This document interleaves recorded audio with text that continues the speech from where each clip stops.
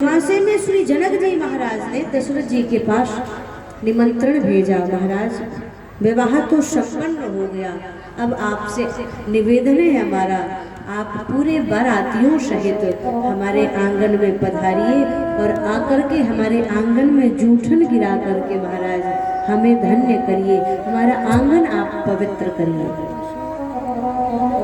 जब सूचना पहुंची, दशरथ जी महाराज गुरु वशिष्ठ जी सहित संतों को लेकर के, अपने चारों लालाओं को लेकर के जनक जी के आंगन में पधारे हैं। यहाँ पर श्री जनक जी महाराज ने बहुत सुंदर शिष्टाचार का पालन किया। श्री जनक जी महाराज ने हम लोगों को शिक्षा दी है कि भोजन कैसे कराना चाहिए।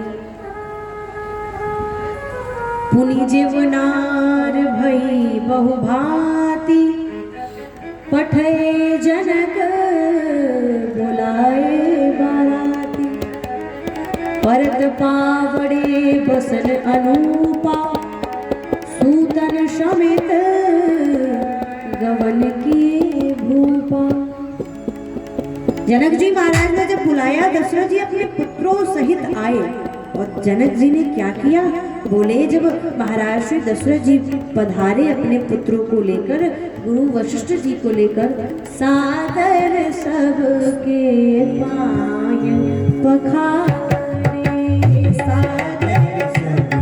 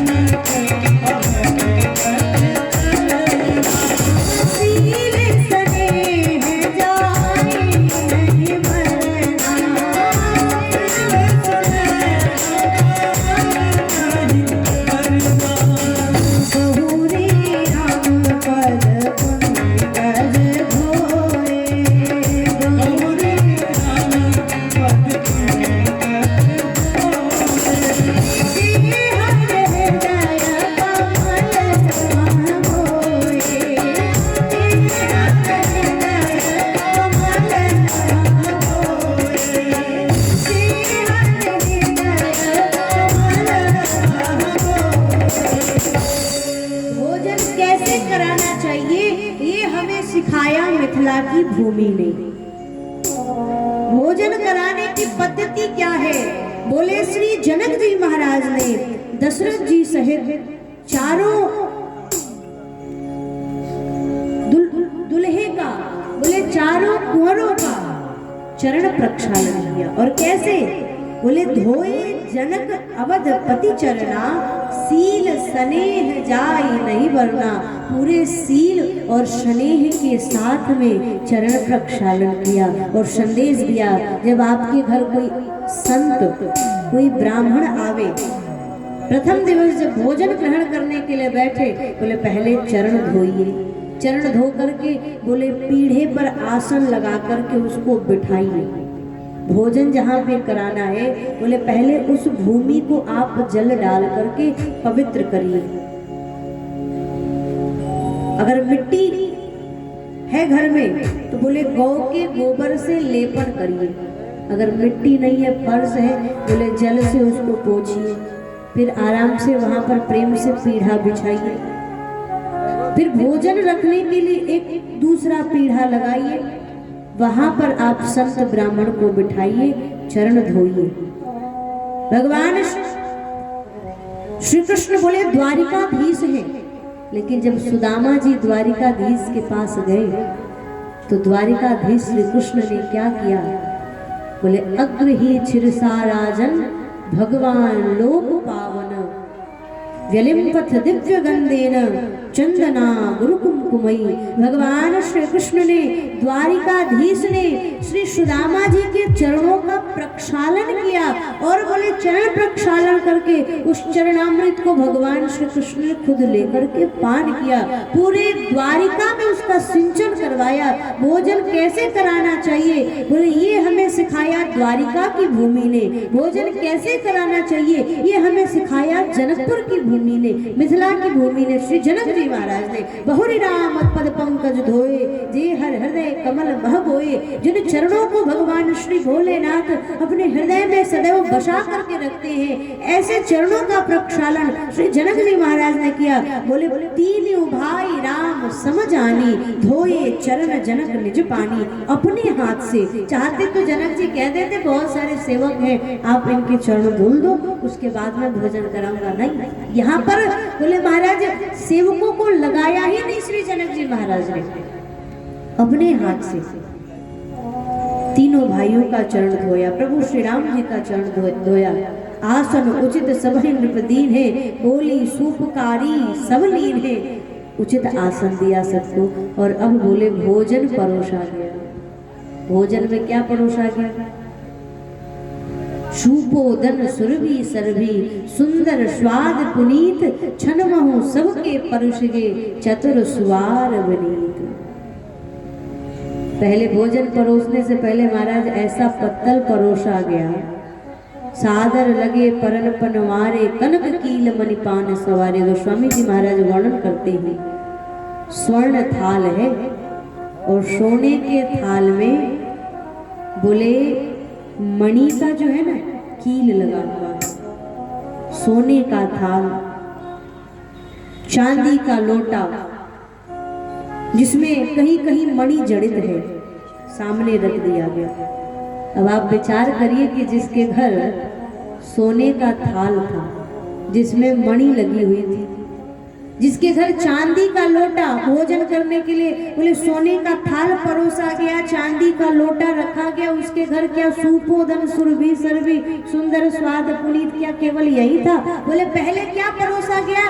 दाल भात और सुंदर सुरभि गाय का घी। सूप माने होता है दाल, ओदन माने भात और सुरभि सरभि सुंदर गाय का घी। आप विचार करिए, क्या जनक जी के पास केवल पहले दाल भात घी ही था? थाल तो बड़ा सुंदर है सोने का, सोने के थाल में दाल भात घी लाके परोस दिया गया।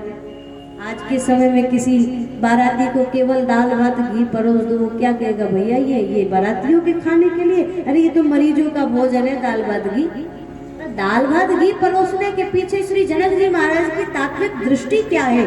बोले भाई मिलने के मधुर माहौल में भोजन कुछ ऐसा कराओ जो मिला के किया जाता है। दाल भात और घी बोले ये मिलाकर के करने वाला भोजन है। और बोले दाल भात घी खाने से होगा क्या? मिले दाल से दिल खिले, चावल से सुचित। दाल जब भात में मिलता है ना बोले दिल खिल जाता है, और खिला हुआ चावल देख बोले चित्त प्रसन्न हो जाता है। मिले दाल से दिल खिले, चावल से शुभ चित्त, और घृत से हो दिव्यता। यह जीवनार निमित्त जब भोजन ऐसे रहे, मिलत रहे प्रिय गोप। और पूड़ी कचौड़ी में प्रथम तोड़ा तोड़ी हो। भैया पूड़ी कचौड़ी पहले क्यों नहीं खिलाया? जनक जी को पता है भाई पूड़ी कचौड़ी में तो पहले ही तोड़ा तोड़ी शुरू हो जाएगा, इसलिए बोले विवाह के बाद ऐसा भोजन मत कराओ जो तोड़ ताड़ के होने वाला हो। ऐसा कुछ भोजन कराओ जो मिला के किया जाए।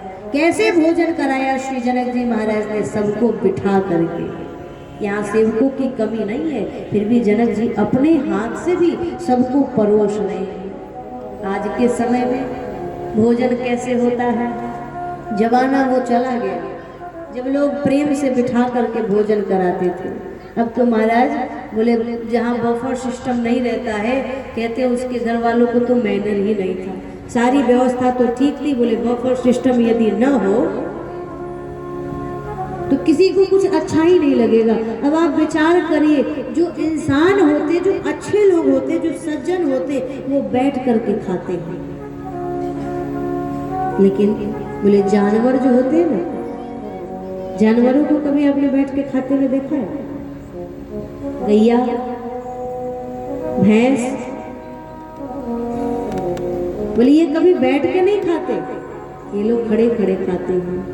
तो अब आप विचार करिए कि जो लोग बफर सिस्टम बहुत ठीक है भाई, आज की व्यवस्था के अनुरूप अच्छी बात है। लोग कहते हैं कि अब लोगों की कमी हो गई है, अब जमाना बदल गया है। जमाना नहीं बदला है, हम आप बदल गए हैं। लोग कहते हैं जमाना बदल गया है तो थोड़ा सा बदल जाओ। नहीं, जमाना नहीं बदला। हमारा सूरज आज भी उसी दिशा में उगता है, चंद्रमा आज भी अपने स्थान पे उसी दिशा में उगता है, गंगा अभी भी अपने धारा से बहती है, सूरज आज भी वही है, गंगा भी आज भी वही है, पृथ्वी अपने स्थान पर वही टिकी है। जमाना नहीं बदला, हम बदल गए और कहते हैं जमाना बदल गया है। हम इतने मॉडर्न हो गए हैं आज के समय में। अरे भाई, पहले के लोग गंवार थे, अगर पढ़े लिखे नहीं थे तो पहले के लोग भी मुंह से ही खाते थे। आजकल के लोग भी मुंह से ही खाते हैं, काहे के मॉडर्न। पहले के लोग भी आंख से ही देखते थे, आजकल के लोग भी आंख से ही देखते हैं। कैसा मॉडर्न, थोड़ा बहुत पढ़ लिख क्या लिया, अपने आप को बोले कहते हैं हम मॉडर्न जमाने के मॉडर्न लोग हैं। हमने सभ्यता और संस्कृति बदल दी, अपनी सभ्यता और संस्कृति स्वीकार नहीं करते हैं। खड़े खड़े खाना बड़ा अच्छा लगता है। प्रेम से बैठ करके भोजन करिए, बिठा करके भोजन कराइए, जो श्री जनक जी महाराज ने किया।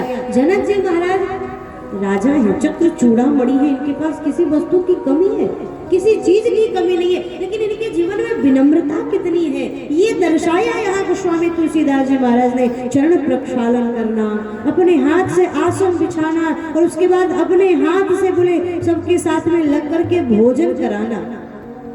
अब हुआ क्या, बोले भोजन तो हो रहा है, लेकिन उसके पहले मिथिला की सखियों ने रघुबर जेवत जानिए सखी अंचन देह सी बोली जो।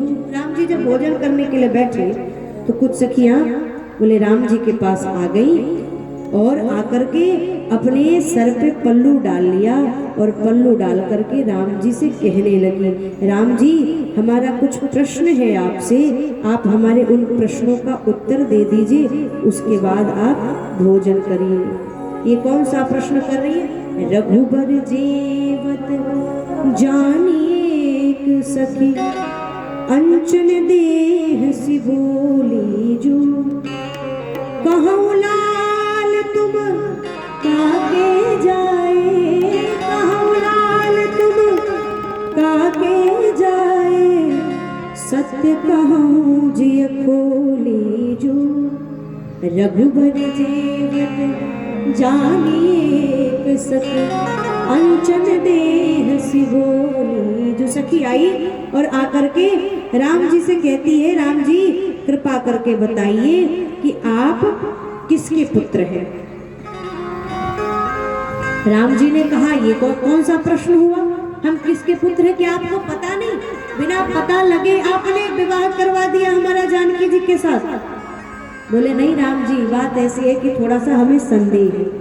राम जी ने कहा सुनो, सुनो सखी हम नृप दशरथ के, सुनो सखी हम नृप दशरथ के, जासु सुजस श्रुति गावे जो। हम अयोध्या नरेश चक्रवर्ती सम्राट महाराज श्री दशरथ जी के पुत्र हैं, हमारा नाम है राम।